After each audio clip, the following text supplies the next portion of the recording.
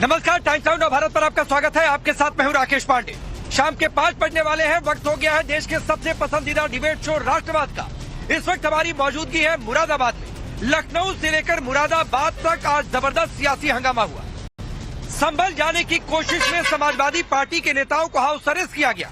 लखनऊ से लेकर मुरादाबाद तक अलग अलग जगहों पर कहीं थानों में बिठाकर रखा गया, तो कहीं मुरादाबाद में सांसद रुचि वीरा को उनके हाउस में अरेस्ट किया गया।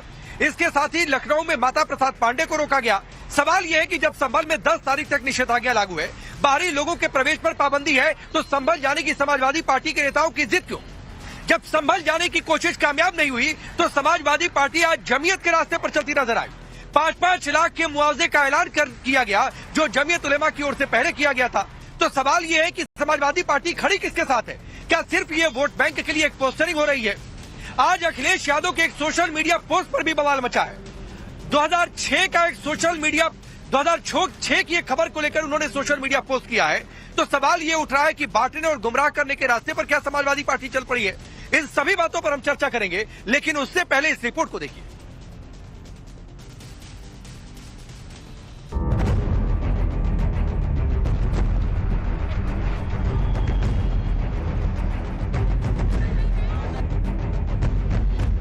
संभल में हिंसा के बाद अब सब शांत है। संभल में अमन चैन फिर से लौट रहा है। संभल में पुलिस का कड़ा पहरा है। संभल में जनजीवन फिर से पटरी पर लौट रहा है। मगर संभल की शांति सियासत करने वाले कुछ लोगों से बर्दाश्त नहीं हो रही।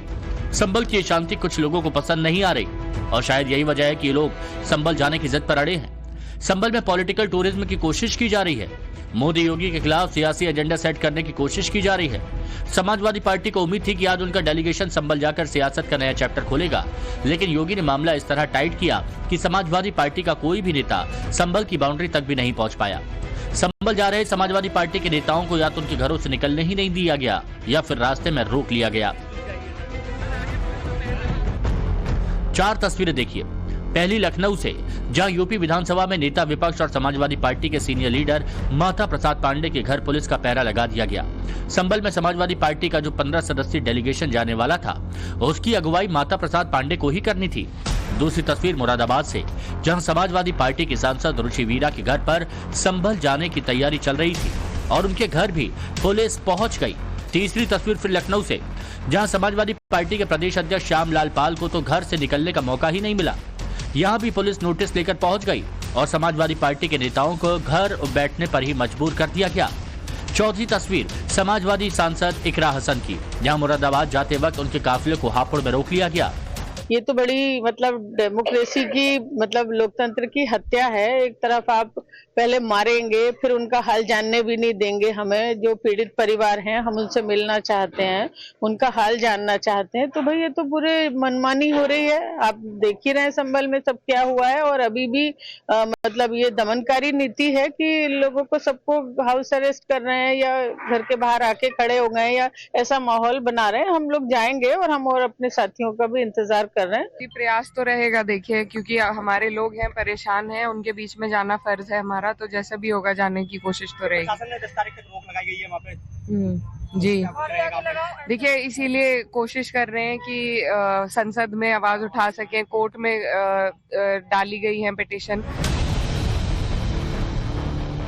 योगी की पुलिस ने एक्शन लिया तो अखिलेश यादव सोशल मीडिया पर एक्टिव हुए और संभल में एंट्री रोके जाने को लेकर योगी सरकार और प्रशासन की नाकामी बताई। अखिलेश ने सरकार पर तंज कसते हुए अपने ट्वीट में लिखा कि अगर ऐसा प्रतिबंध उन लोगों पर पहले से लगा दिया जाता जिन्होंने दंगा फसाद करवाने का सपना देखा और उन्मादी नारे लगवाए, तो संभल में शांति का माहौल न बिगड़ता। मामला संभल में जाकर पॉलिटिकल टूरिज्म करने और नया नैरेटिव गढ़ने तक सीमित होता तो इसे सियासत कहा जा सकता था। मगर एसपी अब खुल्लम खुल्ला संभल के पत्थरबाजों के पक्ष में खड़ी हो गई और जमीयत की राह पर चलते हुए एसपी ने भी हिंसा में मारे गए पत्थरबाजों को 5-5 लाख के मुआवजे का ऐलान कर दिया। साथ ही सरकार से उन्हें 1-1 करोड़ रुपए की सहायता राशि देने की भी मांग कर डाली। दूसरी बात यह है कि समाजवादी पार्टी ने यह निर्णय लिया है, हमारे नेता अखिलेश जी ने कहा है कि जो मृतक हैं, गोली से मरे हैं वहाँ संभल में, उनको समाजवादी पार्टी अपने तरफ से 5-5 लाख रुपया उनको देंगी। तथा दूसरी बात है, हम लोग मांग करते हैं कि मृतक परिवार को जहां समाजवादी पार्टी ने 5 लाख दिया है, वही सरकार को 1 करोड़ रुपए देने चाहिए, ये हमारी मांग है। एसपी के नेता संभल के पत्थरबाजों पर सिर्फ सहानुभूति ही नहीं जता रहे, बल्कि एसपी की तरफ से संभल में पत्थर चलाने वालों को सही भी ठहराने की कोशिश की जा रही है। पत्थर जिन्होंने चलाया वो किन परिस्थितियों में चलाया तो जस्टिफाई कर देंगे? हरगिज नहीं। हम कोई भी ऐसी चीज को जस्टिफाई नहीं करते जो कानून के खिलाफ हो, लेकिन उसकी वजह भी तो जानिए ना कि वजह क्या थी। लोग वो दीवाने थोड़ी है, पागल थोड़ी है कि बिला वजह पत्थर फेंक देंगे। पत्थर तो देख लिया आपने, लेकिन आप ये तो देखिए, हम सब धार्मिक लोग हैं। आप अपने मंदिरों के लिए बहुत सेंसिटिव हैं, तो मैं मस्जिदों के लिए बहुत सेंसिटिव हूं। वही बीजेपी इस मुद्दे को लेकर समाजवादी पार्टी पर हमलावर है। देखिए, समाजवादी पार्टी पहले लड़ाने का काम करती है, फिर पुचकारने का काम करती है। समाजवादी पार्टी के नेताओं ने जिस तरह से संभल में हालात बिगाड़े और लोगों को उकसाकर पुलिस से भिड़ाया और आपस में भिड़े, जिस तरह से 2 गुट वहां आपस में लड़े हैं और वहां नवयुवकों की जान गई है, बेहद दुर्भाग्यपूर्ण है। अब उस पर मुआवजा देकर या उस पर राजनीति कर समाजवादी केवल वोट बैंक की राजनीति कर रही है। समाजवादी पार्टी के नेताओं को इस अपने कुकृत्य के लिए क्षमा मांगनी चाहिए। उनको कहना चाहिए कि जो उकसाया हमने, जो पब्लिक को लड़ाया हमने आपस में, वो बिल्कुल गलत था और माहौल को दूसरा मोड़ देने का काम ये उचित नहीं है। समाजवादी पार्टी को इस तरह की हरकतें बंद करनी चाहिए। संभल में जामा मस्जिद का सर्वे कोर्ट के आदेश के बाद हुआ, मगर एसपी इस बीच भी हिंदुओं को बांटने की सियासत कर रही है। समाजवादी पार्टी के अध्यक्ष अखिलेश यादव ने आज एक 18 साल पुराना आर्टिकल ट्वीट करते हुए लिखा कि देश भर के जैन समाज में इस बात को लेकर बेहद आक्रोश है कि उनके पूजा स्थलों और तीर्थों को कुछ बहुसंख्यक प्रभुत्ववादी लोग लगातार अपने कब्जे में लेते जा रहे हैं। ये भारत की विविधता के विरुद्ध एक बहुत बड़ा षड्यंत्र है, जिसमें गुजरात के गिरनार से लेकर शिखरजी तक देश के कई अन्य जैन तीर्थ स्थलों पर भी कुछ लोग कुदृष्टि लगाए बैठे हैं। अखिलेश यादव के इस ट्वीट के बाद सवाल ये कि आखिर अखिलेश ने आज ही के 2006 का आर्टिकल ट्वीट किया। क्या अखिलेश यादव जानबूझकर हिंदुओं में दरार पैदा करना चाह रहे हैं? अखिलेश को अचानक 2006 का ये वाकया क्यों याद आया? क्या ये बीजेपी के लिए एकजुट हो रहे हिंदू वोट बैंक को अलग करने की कोशिश नहीं है? क्या समाजवादी पार्टी फिर से बांटने वाली सियासत करने पर उतर आई है? Bureau report, times now of Bharat. तो चलिए, आपने ये रिपोर्ट देखी। मैं आपका परिचय आज के मेहमानों से करवाता हूँ। हमारे साथ शरद त्रिवेदी है, भारतीय जनता पार्टी के नेता और प्रवक्ता। शुभरास्ता है, पॉलिटिकल एनालिस्ट के तौर पर। विवेक साइलस है, समाजवादी पार्टी के नेता और प्रवक्ता। जगदीश शर्मा जी, कांग्रेस पार्टी के नेता। तलहा रश्दी है, स्पोक्स पर्सन है राष्ट्रीय उलेमा काउंसिल के। आप सभी का बहुत बहुत स्वागत है। मैं शुरुआत विवेक साइलस साहब से करता हूँ, और मैं अभी संभल पर आऊंगा, मुरादाबाद में क्या हुआ, लखनऊ में क्या हुआ, उस पर भी आऊंगा और मुआवजा पर भी आऊंगा। लेकिन मेरा पहला सवाल है कि सारी हद आप लोग पार कर देंगे बांटने की सियासत में। 2006 की एक खबर को, एक आर्टिकल को अखिलेश यादव आपने सोशल मीडिया पर पोस्ट करते हैं। 18 साल बाद क्या जरूरत आ गई आप लोगों को, जबकि उस पर बीजेपी का स्टैंड उसी समय साफ था? क्या है? देखिए राकेश पांडे जी, सबसे पहले तो पत्थरबाजों की बात हुई, सर्वे की बात हुई, हमने आपकी बात सुनी, भारतीय जनता पार्टी के जो प्रवक्ता भी अपनी बाइट दे रहे थे उनकी भी बात हुई। तो भारतीय जनता पार्टी, सबसे पहले तो बता दूं कि पत्थरबाजों की बात ना ही करे तो बेहतर है, क्योंकि जब कश्मीर में सरकार बनानी थी पांडे जी, तो 14,000 पत्थरबाजों को मासूम इसी भारतीय जनता पार्टी ने बताया था कश्मीर में, क्योंकि उनको वहां सरकार बनानी थी। दूसरी बात आती है सर्वे पे, तो सर्वे की भी बात भारतीय जनता पार्टी को नहीं, क्योंकि ये वो पार्टी है राकेश पांडे जी जो पाकिस्तान से ISI को बुला के हिंदुस्तान में सर्वे कराती है। तो भारतीय जनता पार्टी को इस तरह की बातें नहीं करनी चाहिए। अभी 1.5 महीने पहले जो बहराइच में दंगा हुआ था, उसमें भी आरोप लगाया था, मीडिया ने भी लगाया था, भारतीय जनता पार्टी के नेताओं ने, प्रवक्ताओं ने, सबने आरोप लगाया था कि समाजवादी पार्टी का हाथ इसके पीछे है। लेकिन जब सब कुछ खुला तो भारतीय जनता पार्टी के विधायक, खुद जो मौजूदा विधायक हैं, उन्होंने बोला कि भारतीय जनता पार्टी का जो नगर का अध्यक्ष था विकास श्रीवास्तव, वो इसके पीछे था और भारतीय जनता पार्टी के लोगों की तरफ से प्रायोजित ये दंगा हुआ है। 2 घंटे की छूट दी गई है, ये भी सामने। साइलस भाई, ये ना समाजवादी पार्टी के नेताओं की आदत हो गई है कि मैं बात करूंगा पूरब की, आप चले जाएंगे पश्चिम, मैं बात करूंगा पश्चिम की, आप चले जाएंगे उत्तर। मैंने कहा कि मैं इस पर आ रहा हूं, पहले इस पर जवाब दे दीजिए। तो चलिए, आप पहले पत्थरबाजों की बात करना चाहते हैं, तो इसी भारतीय जनता पार्टी के सरकार ने 370 हटाकर पत्थरबाजी बंद करा दी। अब जम्मू कश्मीर में आपको याद नहीं होगा आखिरी बार कब पत्थरबाजी हुई थी? तो पत्थरबाजी पर मत जाइए। यहाँ पत्थरबाजियों को जो संभल में हुआ उसको जस्टिफाई आपकी पार्टी के नेता करते हैं कि ठीक है चला दिया तो क्या गलत कर दिया, भावुक हो गए थे। देखिए, समाजवादी पार्टी लड़ाने का काम नहीं करती है पांडे जी। समाजवादी पार्टी प्रदेश में, देश में अमन और चैन की पैरवी करती है। हम कहीं लड़ाने का काम नहीं करता है। और दंगों से किसका फायदा होता है? 80 बीट शमशान कब्रिस्तान निषेधाज्ञा लागू थी और प्रशासन ने यह कह दिया था कि 10 दिसंबर तक नहीं आना है, माहौल बिगड़ सकता है, फिर भी आपके नेता बयान देते हैं, आपके नेता कहते हैं कि पुलिस ने गोली मार दी, कोई सबूत आपके पास है नहीं। ये लड़ाने वाली बातचीत नहीं है। आपके नेता अगर ये कहें कि भावुक होकर पत्थर चला दिया था, ये लड़ाने वाली बातचीत नहीं है। आपने पत्थरबाजों के खिलाफ एक बार भी उनकी क्रिटिसाइज की, उनकी आलोचना की कि ये गलत है पत्थर चलाना। अदालत में अदालत का मामला कानून तरीके से देखेंगे, ये कहा आपके किसी पार्टी के नेता ने? देखिए, गोली चलाना, गोली किसने चलाई है वो हमने देखा है, उसके सबूत भी हैं, उसके वीडियो फुटेज भी हैं, किस तरह से उत्तर प्रदेश की पुलिस ने वहां गोली चला के लोगों को मौत के घाट उतार दिया। वो भी हिंदुस्तान के ही नागरिक थे, कोई बाहर के नहीं थे पांडे जी। वो उत्तर प्रदेश के नागरिक थे, हिंदुस्तान के नागरिक थे, वो विदेशों से नहीं आए थे। तो जिस तरह की राजनीति और दूसरी बात बता दूं, तो हिंदुस्तान का कानून भी हिंदुस्तान के नागरिकों के लिए है विवेक साइलस। ऐसा नहीं कि पत्थरबाजी चलाए, पत्थरबाजी होगी, पत्थर चलाएंगे और क्या तो हिंदुस्तान के नागरिक है इसलिए छोड़ दिया जाएगा। शरद त्रिवेदी, मैं आता हूं साइलस भाई, शरद त्रिवेदी हिंदुस्तान के नागरिक, पत्थरबाज जो पत्थर चलाएगा इनके हिसाब से हिंदुस्तान के नागरिक है, इसलिए कठोर कार्रवाई ना हो, गलत हो गया।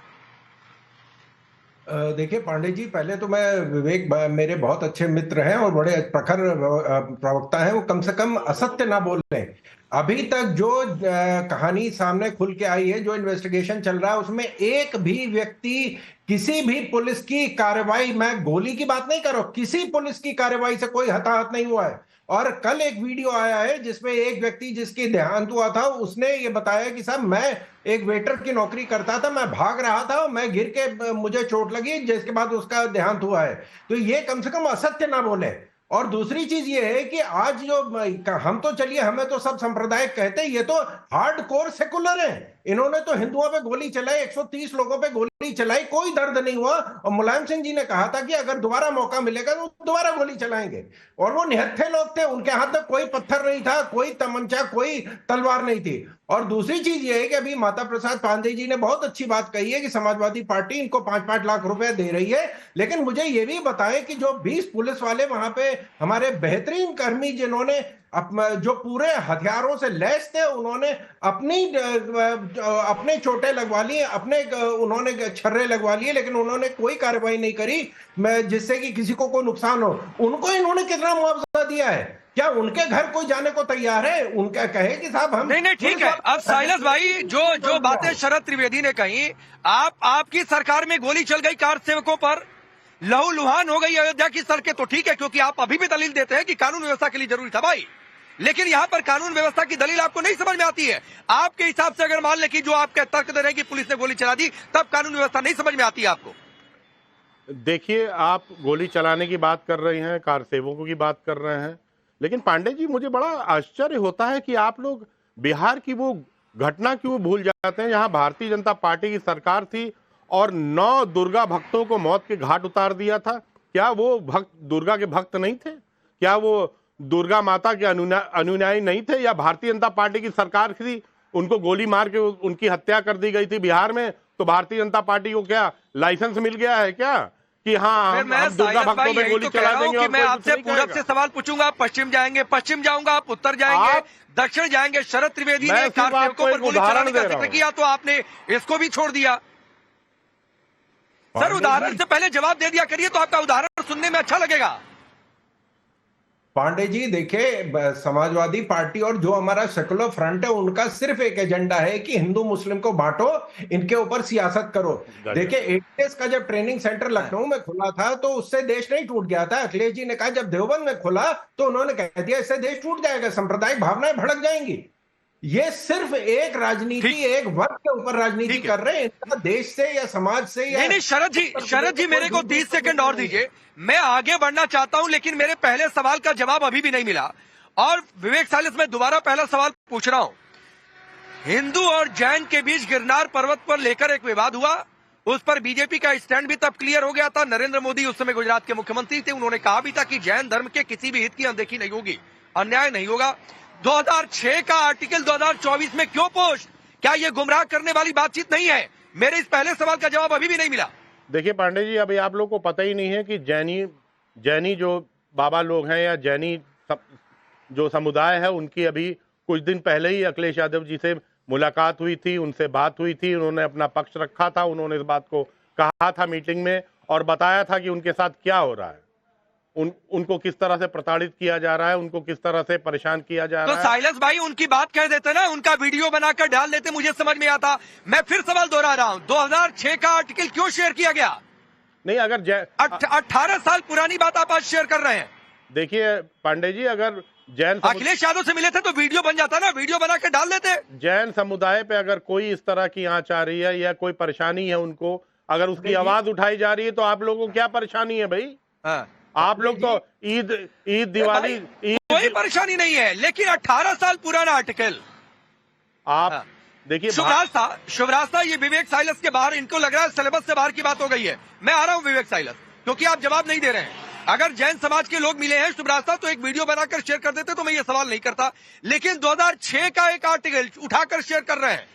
आप जाकर नेट पर सर्च करिए, वो 2006 का आर्टिकल है जो शेयर किया गया है 18 साल बाद। शुभराज था राकेश जी, एक तो मुझे ये समझ में नहीं आता कि अखिलेश जी का जैन समाज के लोगों से मिलना संभल की राजनीति से कैसे जुड़ा हुआ है, संभल में जो राजनीति चल रही है उससे कैसे जुड़ा हुआ है।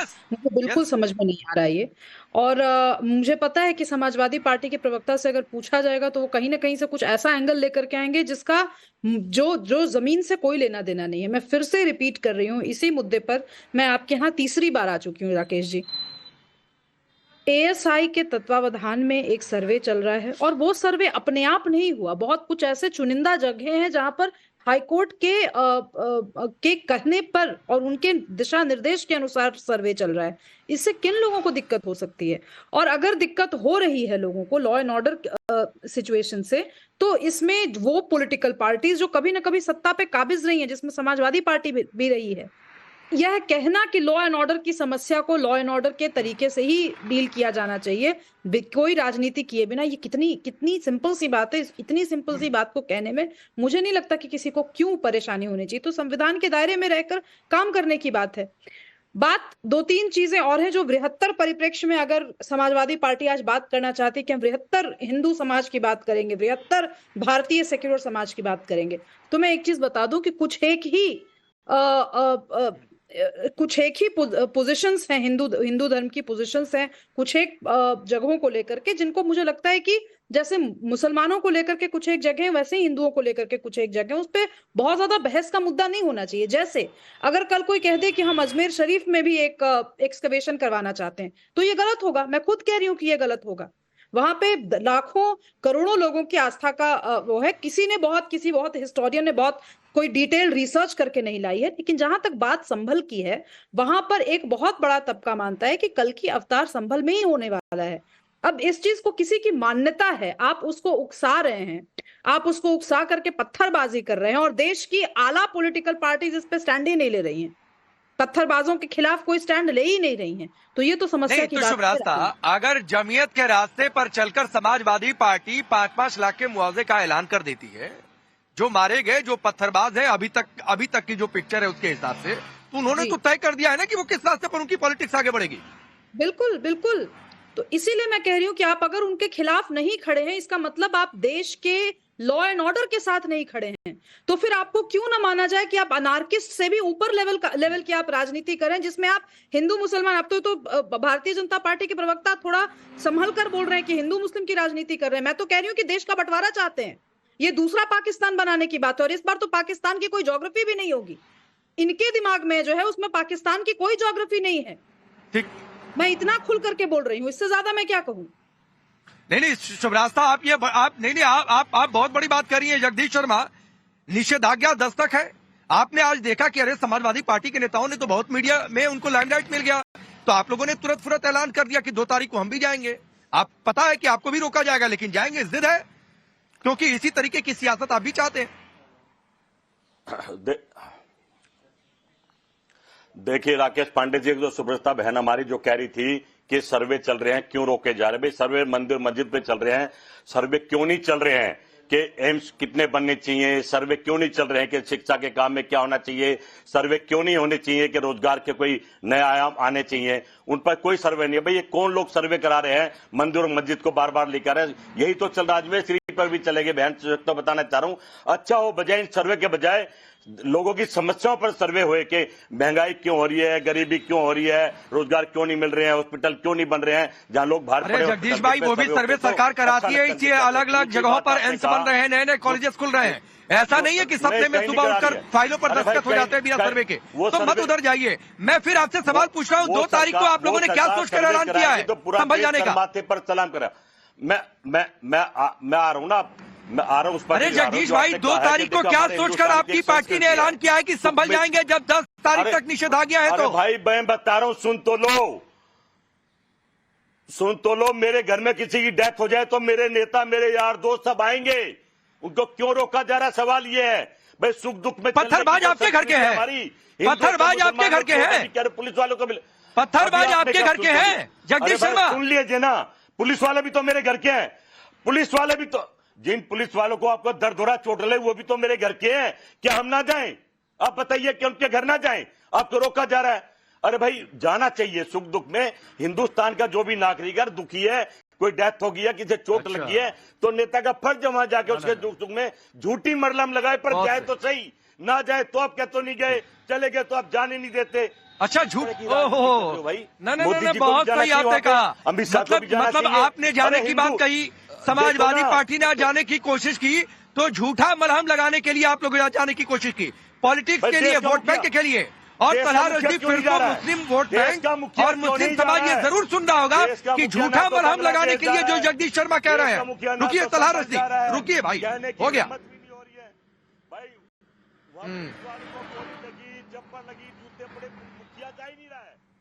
जी राकेश जी, मैं बोलूं?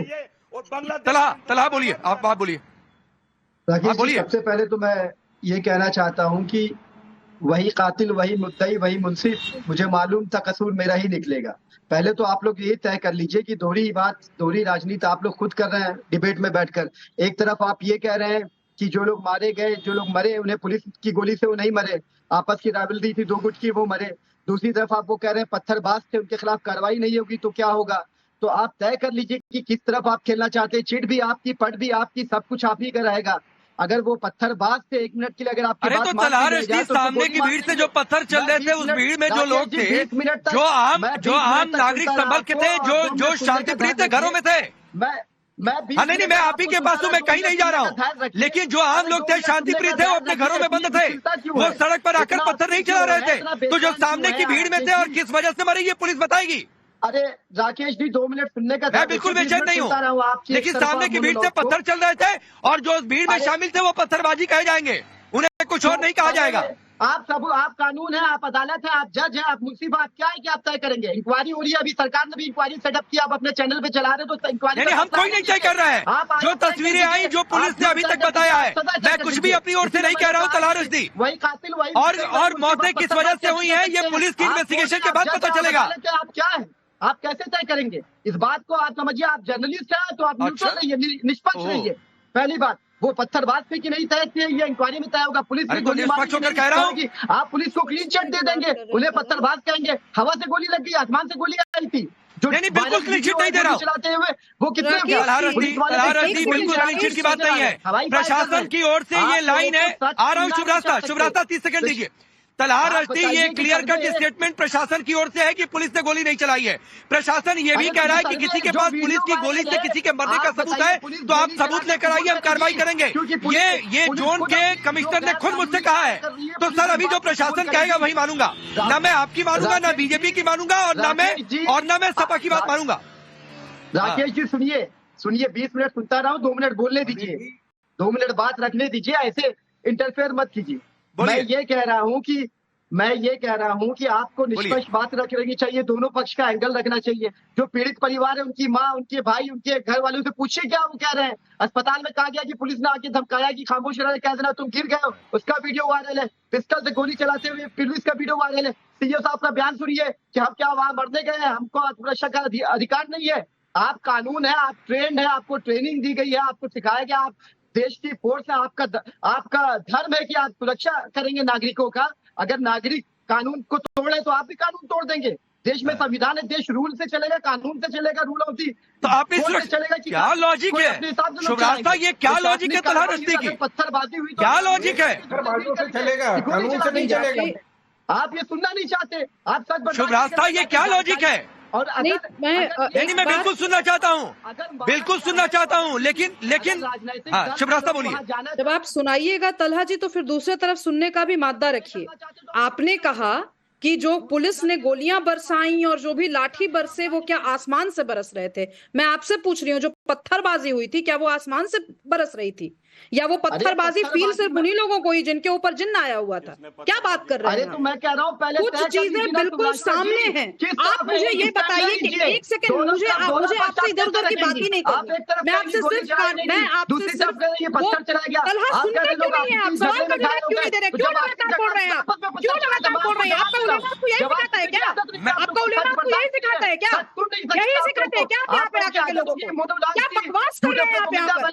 तलहा रशीदी अगर एएसआई के तत्वावधान में वहाँ सर्वे हुआ तो वे कौन लोग थे जिन्होंने प्रोटेस्ट किया? मैं जानना चाहती हूँ। आप लोग चाहते हैं कि आप पत्थर मारिए, आप सजा दीजिए, आप एक तरफा कार्रवाई कीजिए, आप बर्दाश्त करते रहे। आप सच सुनने को तैयार नहीं है, आप जवाब सुनने को तैयार नहीं है, आपको सच बर्दाश्त नहीं है। यही आप लोगों की एक तरफा बात करेगी, एक तरफा नेगेटिव करेगी।